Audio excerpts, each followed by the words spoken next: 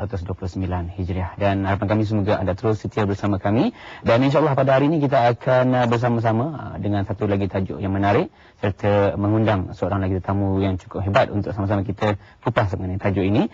Dan untuk tajuk kita pada hari ini, insyaAllah kita akan memperkatakan mengenai hutang, nikmat atau mudarat. Bagi yang berkatakannya, insyaAllah kita akan bersama dengan seorang tetamu kita yang akan terus bersama-sama kita dalam membincangkan kita tentang hutang, yang mana pastinya kita seringkali digembur-gemburkan dengan perkataan ataupun dengan perlakuan yang pastinya bila kita katakan hutang, masing-masing akan terasa akan keadaan diri masing-masing. Jadi untuk itu kita akan mengupas satu tajuk mengenai hutang, nikmat atau mudarat ni, yang mana isu hutang ini sendiri yang mana kadang-kadang boleh merosakkan suasana harmoni dalam masyarakat.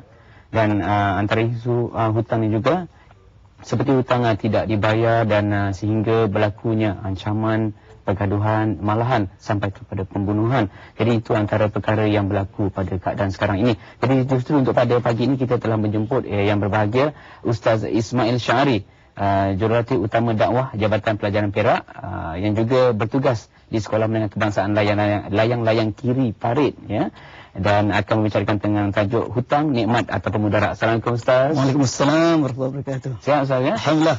Nampak ceria Ustaz, kan? Alhamdulillah. Orang kata maklum bercuti lah, ya. Seorang menteri nampak. Alhamdulillah. Begini. Terima kasih.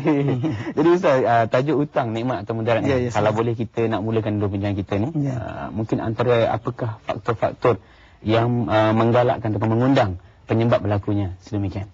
Assalamualaikum warahmatullahi wabarakatuh. Bismillahirrahmanirrahim. Alhamdulillah alamin wa bihi nasta'in wal 'aqibatul muttaqin wala 'udwana illa 'alal zalimin. Alhamdulillah, syukur kita pagi ini kita akan bicarakan tajuk hutang, nikmat atau mudarat. Ini satu topik yang penting yang kita bicarakan. Sebab hutang ni semua orang berhutang. Saya pun berhutang. Saya orang tak tahu berhutang tak? Ada hutang? Sama-sama. Ada hutang juga. Jadi maknanya hutang ini satu perkara yang penting dalam kehidupan kita. Justru kita tengok apakah faktor-faktor penggalak yang menyebabkan kita ni berhutang. Antaranya ialah kita lihat hari ini, prasarana yang kita perlukan dalam kehidupan kita. Kita nak rumah, kenderaan, kereta, motor. Kadang-kadang tak mampu nak beli. Jarang orang beli cash tunai, maka beli berhutang. Ini satu faktor penggalaknya. Kemudian kalau kita nak melanjutkan pelajaran di kolej, universiti, sama dalam negara atau luar negara, juga memerlukan wang yang banyak. Jadi kadang-kadang kita tak mampu, kita berhutang. Ataupun yang lebih penting kadang-kadang kesihatan kita. Bukan semua ada duit boleh pergi tempat-tempat yang mahal, hospital yang berbayar, swasta. Kadang-kadang berhutang. Jadi ini adalah antara faktor-faktor penggalak yang berhutang. Apa yang kita bincangkan ini tak ada masalah lah. Kalau hutang yang seperti ini, belajar, perubatan dan seumpamanya. Tapi yang kita menyedihkan kita, yang menakut kita adalah hutang-hutang seperti orang berhutang, iaitu untuk bermewah-mewahan. Membeli kenderaan yang mewah, kereta yang mewah, rumah yang mewah, tapi kadang-kadang dia tak mampu. Ataupun tawaran-tawaran di pasar raya. Kadang-kadang kita tengok tawaran untuk hari raya, cuti sekolah, macam-macam tawaran.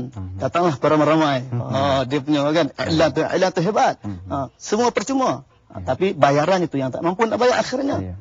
Ataupun kita lihat penggunaan kad kredit terlampau. Istilah terlampau itu saya gunakan. Sebab kan tak boleh, kita boleh guna kad kredit, tapi janganlah terlampau. Ataupun aksi terlampau kan, ataupun macam tadi lah cerita poligami yang terlampau kan. Jadi Erwan, jadi apabila kita bicarakan tajuk-tajuk ini, maknanya hutang-hutang ini akan menggalakkan kita berhutang. Tambah-tambah kalau orang tu jenis manusia yang suka buat perkara yang tak elok, berjudi, minum arak, bermaksiat, dia kadang-kadang dia buat perkara tak elok pun dia berhutang juga. Ini menyebabkan kesan kepada individu, agama, individu itu sendiri, agama, masyarakat, negara dan seluruhnya. Jadi itu antara lain faktor-faktor yang mana telah pun saya bawakan tadi, ya. Jadi mungkin dalam pembincangan kita yang selanjutnya, mungkin adakah kita nak tanyakan hutang itu sendiri yang kita katakan tajuk kita nikmat atau mudarat ni, adakah hutang ini dibenarkan sendiri dalam agama Islam? Masalah yang baik, ya. Hutang dalam Islam, dalam Islam sebenarnya